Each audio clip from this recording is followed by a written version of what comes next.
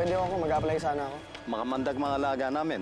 Hindi ka ba takot sa ahas? Kaya ko yan. Nag-aalaga din naman ako nung bata pa ako eh. I would like you to meet Mrs. Poblete, the owner of Serpentina. Unbelievable. Paano nangyari yan?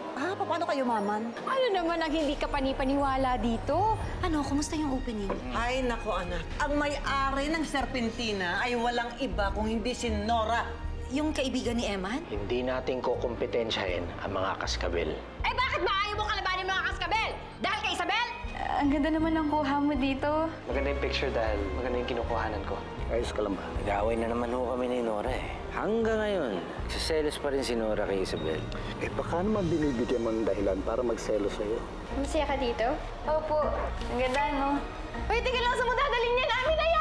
Ganda niyo yung write-up, ah. Andiyan na si Isabel Cascabel. Bisa ba? Sige, dali. Cora. Isabel?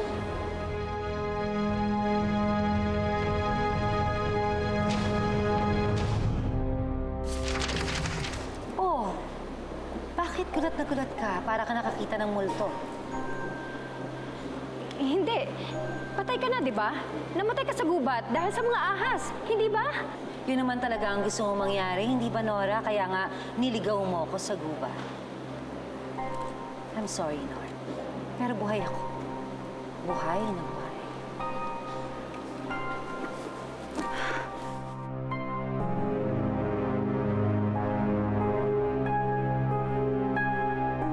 Margarita, amin na yung picture ko. Ano bang gagawin mo dyan? Mo, ah? Amin na yan. Ibalik mo na sa akin yan, Margarita. Parang awa mo na. Ibalik mo na sa akin yan, Ito na po yung pinapakuha niyo, ma'am, na basurahan, fluid at posporo. Ano po gagawin niyo, ma'am? Wala ka nang pakialam doon. Layas, alis. Sige po, ma'am. Pakailamero. Ano bang gagawin mo dyan? Ibalik mo na sa akin. Margarita, Ano ba? sa akin yan, oh. Kala mo siguro, pwede mong landi-landiin yung boyfriend ko sa bahay ko at sa harapan ko, no? Wala naman akong ginagawang masama. Magkaibigan lang kami ni Julian. Excuse me? Sorry, did I hear that correctly? For your information, Eliana, hindi porket na nakilala mo na yung boyfriend ko noon, eh ibig sabihin magkaibigan na kayo ngayon. Boyfriend ko siya. So technically, I think that makes him your boss. Kuha mo? Margarita, nagmamakaawa ko. Ibalik mo na sa akin yan, oh. Akin na yung Alam mo? Ibalik mo na sa akin yan. Saan to nababagay? Jan! Ano ginagawa mo? Note ka lang. Tama to?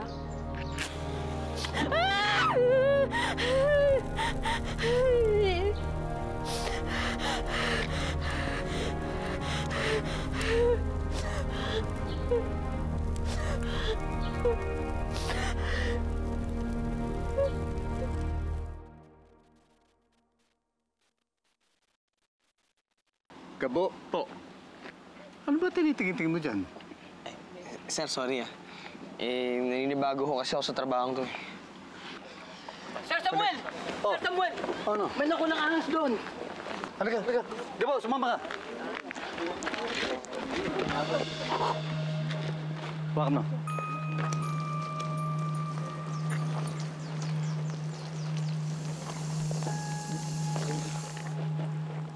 Jun! Jun! Bilis, kunin mo na.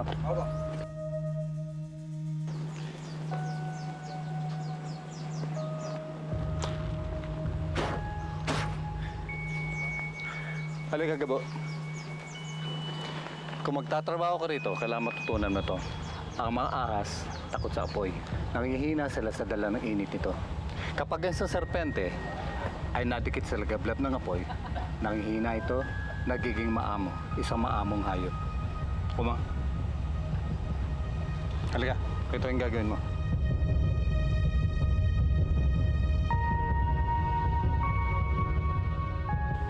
Gabo! Ano ba? Sir, sorry. Ay, wawa ka naman. Tingnan mo yung sarili mo. Unti-unting nalulusaw. Ay! Tulong! Tulungan! Tulungan niyo ako! Tulong! Tulungan niyo ako! Tulong! Tulungan niyo ako! Tulong! Ay! Tulong!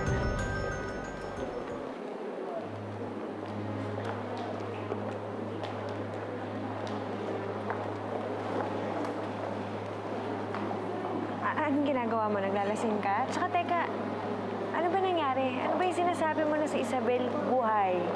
Buhay. Buhay na buhay siya. Kitang-kita na dalawang mata, buhay na buhay si Isabel. Andito siya kanina. Imposibleng mangyari yun. Hindi ba sinabi ni Doña Aurora patay na siya? Tapos nakita nating dalawa, di ba nalaglag dun sa hukay na punong-puno ng ahas? Ate, hindi yan totoo. Hindi, buhay nga siya at hindi siya pwedeng makita ni Emma. Hindi siya pwedeng makita ni Emma, Minerva. Ba't nandito ba? Andito nga siya Ay, ba't kanina. si Kuya Eman dito? Ano?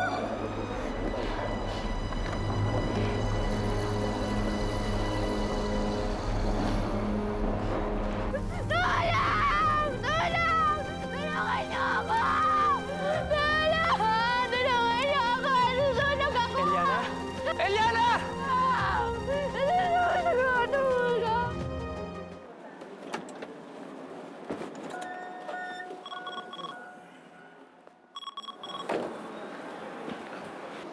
Nora, Hello, Eman. Emma, nasan ka? nandito na ako. Sa labas. Gusto kong pakita sa'yo na sinusuportahan kita para magkaayos na tayo. Oh, huwag ka na pumasok. Palabas na ako paalis na ako. Akala ko ba gusto mo samahan kita? Oo, huwag ka na pumasok. Hintay mo lang ako dyan. Oo, huwag na. Okay, bye-bye. Dito ka na. Andiyan na kuya mo. Ha?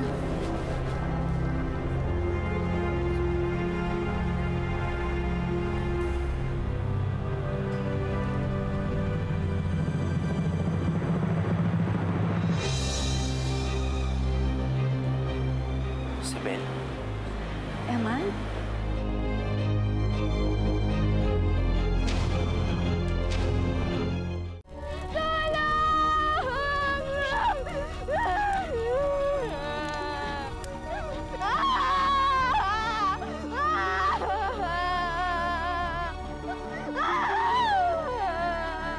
Eliana, okay na, okay na. Wala na. Wala na. Akala ko masusunog na ako. Hindi ka masusunod. Okay? Wala na. Okay na lahat. May masakit ba sa'yo?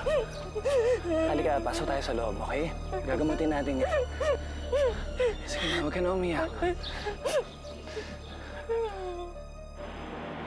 Isabel. Ikaw ba talaga yan? Bitawan mo ako! Bitawan mo ako! Hoy! Hoy! Hoy! Ba't mo sinasaktan ang asawa ko? Ha? Asawa? Oo, asawa. Bakit? May problema? Hindi, walang problema. Ba't naman magkakaroon ng problema? Wala naman akong pakialam sa'yo.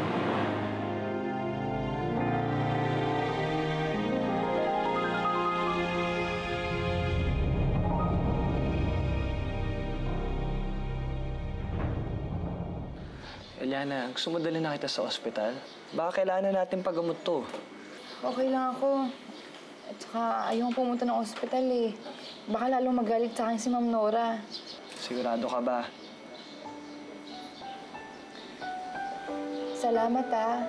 Buti na lang dumating ka. Wala yun. First aid lang to. Mamaya bibilang kita ng ointment. Teka, dahan-dahan lang ah. Oh, sige. Sorry. Ano ba kasing ginagawa mo doon at nagsisiga ka sa likod ng bahay? Eh, kinukuha ko lang naman yung picture na binigay mo sa akin eh. Julian! Andito ka na pala. Eliana, ba't di mo man lang sinabi sa akin na nandito na yung boyfriend ko? Actually, kanina pa ako dito. Nakita ko kasi nasusunog yung damit ni Eliana, kaya tinulungan ko siya. Eliana, what do you mean na kinukuha mo yung regalo na binigay ko sa'yo sa basurahan? Oo nga naman, Eliana. Anong ginagawa mo doon? Ba't mo kinukuha yung picture sa basurahan? Ano kasi, hindi ko sinasadyang masama dun sa basurahan. Kaya nasunog. Pasensya ka na ah. Okay lang yun. Litrato lang yun. Okay? Pwede naman kita i-print ng isa pa ulit kung gusto mo. Basta ang importante, alagaan mo yung sarili mo next time. Tama si Julian, Eliana. Dapat palagi ka mag-iingat para hindi ka masaktan.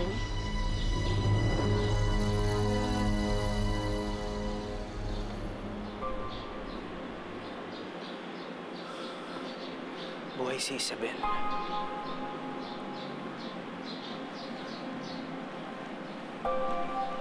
Bang pakialam natin kung buhay si Isabel, Eman? Eh, wala nga siya pakialam sa atin, di ba? Mas lalo tayong walang pakialam sa kanya. Di lang ako makapaniwala. Nabuhay siya. Sabi ni Itay. Sabi ni Itay, di ba patay na siya? Eh, di ba? Yun din naman ang sabi ng nanay niya sa amin. So, yun din ang alam namin. Eh, ano bang pakialam natin kung buhay siya? Eh, di buhay siya. Hayaan mo na kung buhay siya. Halika na. Marami pa tayong aasikasuhin sa loob. Buhay si Isabel. Bakit siya galit sa akin?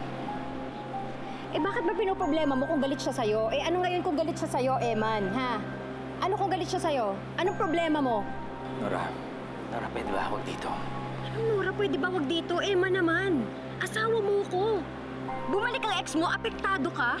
Hindi ba dapat wala kang pakialam kahit kaninong babae, kundi sa akin lang?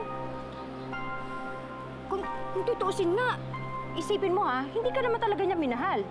Buhay pala yung Isabel na yan, hindi ka man lang kinumusta o binalikan. Ilang taon na, Eman? Wala siyang kwentang babae. Di ba? Ang kapal na mukha. Siya pa may galang magalit sa'yo. Halika na nga!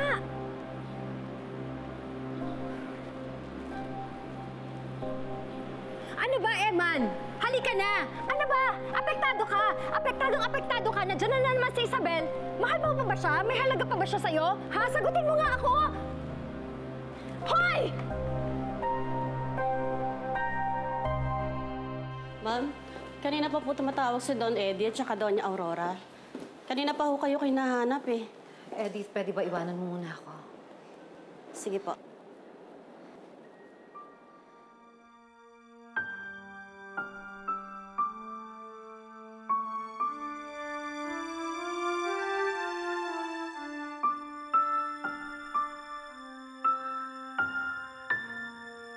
Alis tayo ng islang ito. Pupunta tayo ng sentro. May kaibigan ako doon. Tutulungan niya tayo. Papakasal tayo. Iniiwan ka na niya. Kalimutan mo na yung taong yun. Umalis na siya. Wala na siya sa isla. Ba't mo sinasaktan ang asawa ko? Ha? Asawa? Asawa? Bakit? May problema? Okay na ako eh. Matagal ka nang wala sa buhay ko. Matagal na ako nasanay sa ganun. Bakit bumalik ka pa ulit? Hindi kita dapat iyakan. Pinabayaan mo ako at iniwan. Kaya hindi kita dapat pag-aksaya ng kahit isang buha. Hindi na ako magiging mahina pagdating sa'yo, Eman. At papatunayan ko yan sa'yo.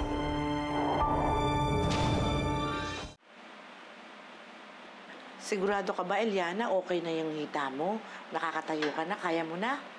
Ay, okay na po to, Ate Tetay. Titiisin ko na lang po. Tsaka tama naman po sila eh. Kailangan kong pagtrabahuhan yung pagtira ko dito.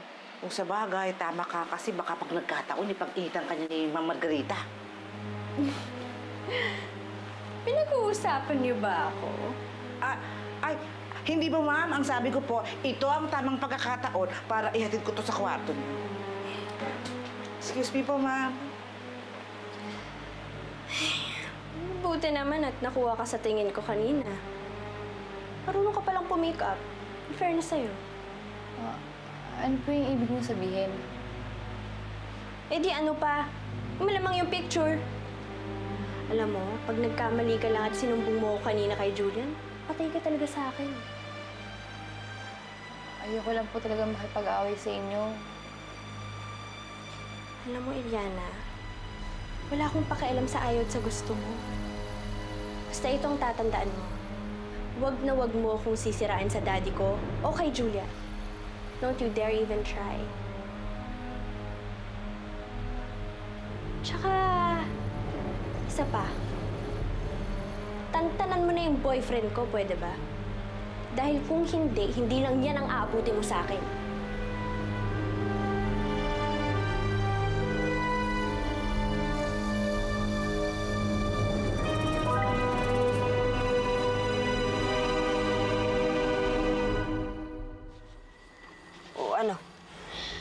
Nakita mo na ba yung hinahanap mong chicks? Ikaw, umayos ka. Yung pangalan nun, Eliana. Saka huwag mong tawagin na chicks yun na parang kung sino-sino lang. Sermonan pa ako. Ano nga? Nakita mo na? Hindi pa nga rin. Pero hindi ako susuko. Dito lang ako. Baka sakali ako na dito ko siya makita eh. Siyempre, sinundan ko yung logo. Yan na yun, oh. Ano ba yun na, ha? Teka nga. Mamaya ka na lumabas. Sasarado ko lang yung pinto.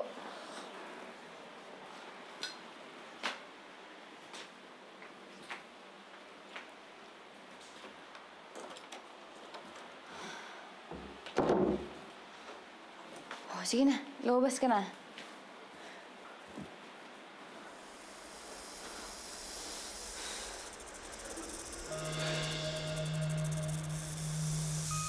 Bakit ba kasi na, ha? Huwag ka na ulit lalapit sa apoy, Eliana. Mapapahamak tayo.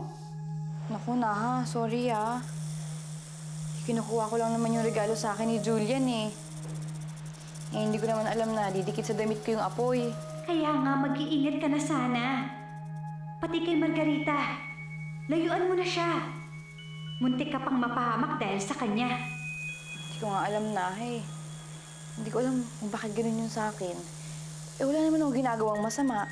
Kasi nga, ayaw niya nakikipag-usap ka kay Julian. Layuan mo na nga lang kasi si Julian para wala ng gulo. Eh, Naka, hindi naman po pwede yun. Kaibigan natin si Julian. Isa pa, niligtas niya tayo, di ba? Tsaka kaibigan natin siya, Naka, eh. Parang si Gabo. Kaibigan din natin siya. Nasaan na kasi si Gabo? Kung nandito lang siya, siguradong ililigtas din niya tayo. Oo nga, no? Lagi rin tayong pinoprotektahan ni Gabo. Bumalik na kaya siya sa karinderya? Sana nakuha na niya yung address para makita at makasama na natin siya.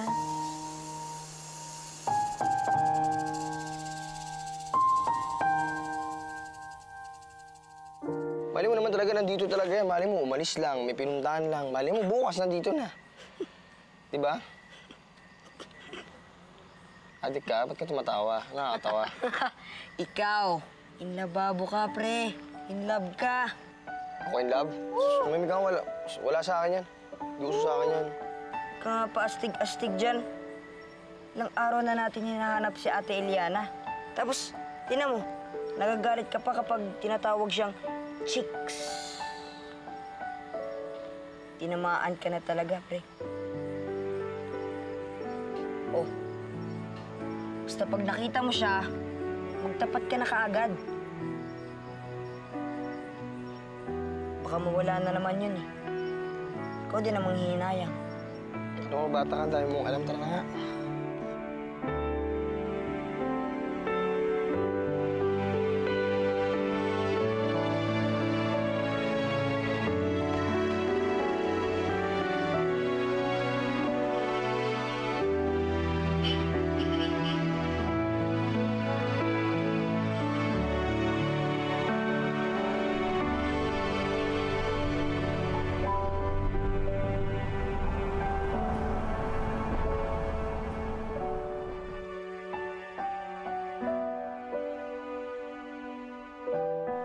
Tagal naman, Isabel. Oh, ma'am, sir, hindi daw po kakain si Ma'am Isabel. Bakit daw? Wala po sinabi. Akyatin ko lang po. Kakausapin mo sandali.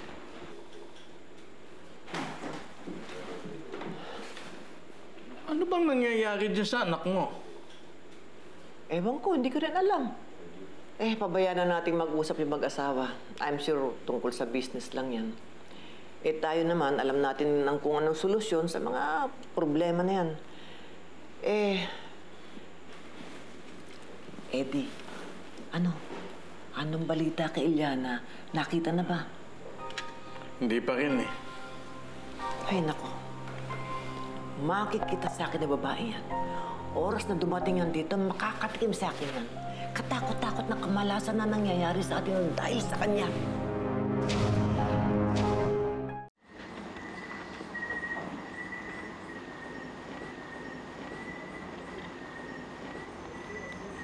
Anong nangyari yun?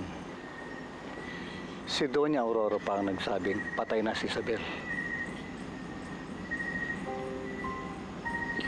Yun din ang gusto ko malaman, Tay. Bakit nila pinalabas na patay na si Isabel?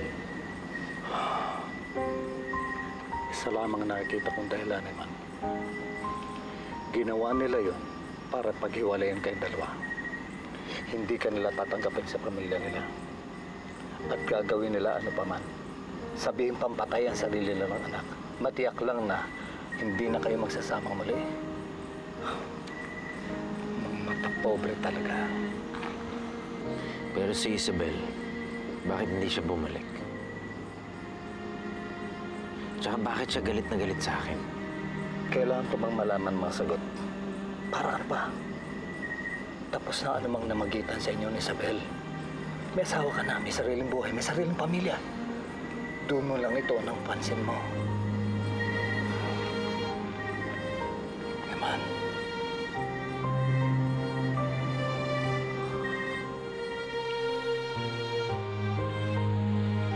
Isabel.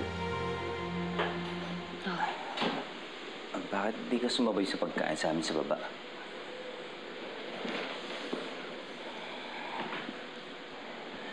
Isabel, bago mo pa ako naging asawa, best friend mo ako.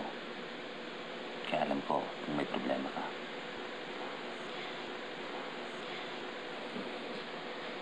Nakita ko si Eman kanina.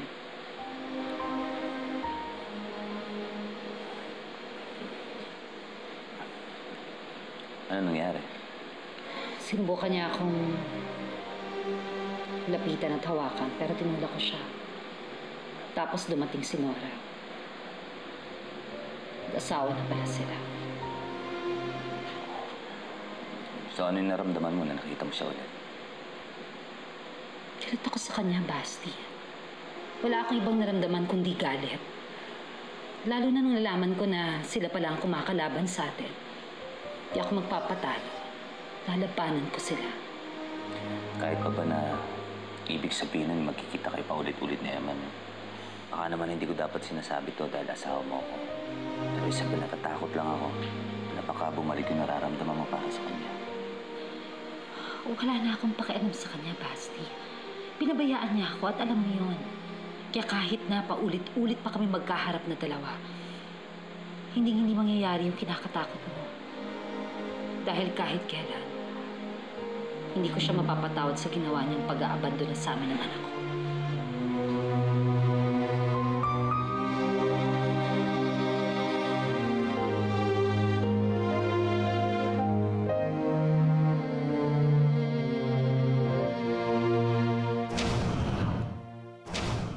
Paano nangyari yun? Paano biglang sumipot yung babaeng yun doon? Walang hiya din naman yung nanay niya. Nagsinungaling pa sa pagkamatay ng anak niya. Nakabuti rin naman sa'yo yun, ate. Kasi isipin mo, kung alam natin lahat na si Isabel buhay pa, malamang hinabol siya ni Kuya Eman, tas di kayo nagkatuluyan. Sa tingin mo ba kung alam kong buhay yon, sasabihin ko sa kuya mo? Hindi rin naman, no?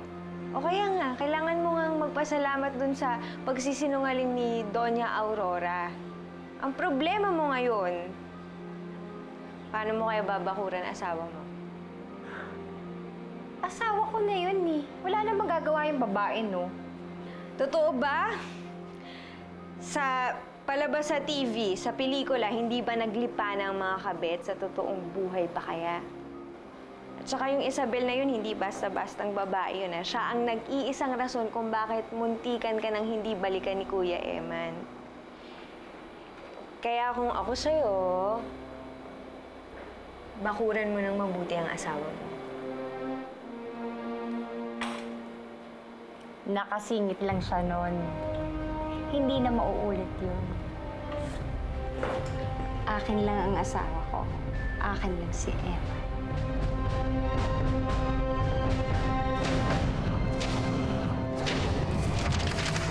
Nag-aalala lang po naman ako.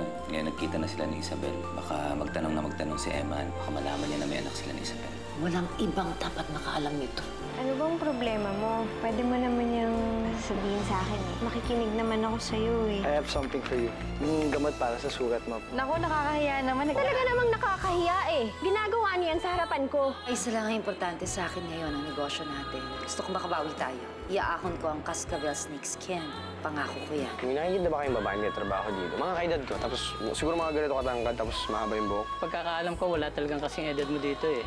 Gabo, manda ka sumama ka sa akin. May dadalhin tayo ko, Sir Eman mo. May ari mo, ano, harap ako Huwag ganito kang yung mag-alala, mabait ang Sir Eman mo. Hindi mapangmata ang anak ko, Gabo. Galing di kami sa simpleng buhay. Good day, sir. Ano pong kailangan nila? Gusto ko sanang makausap si Mang Isabel. Anong hiningiti-ngiti mo dyan? Naalala mo si Sir Julian, no? Naalala ko lang po yung kaibigan kong si Gabo. Iniisip ko lang po kung nakuha na niya yung number na iniwan namin ni Mang Eman.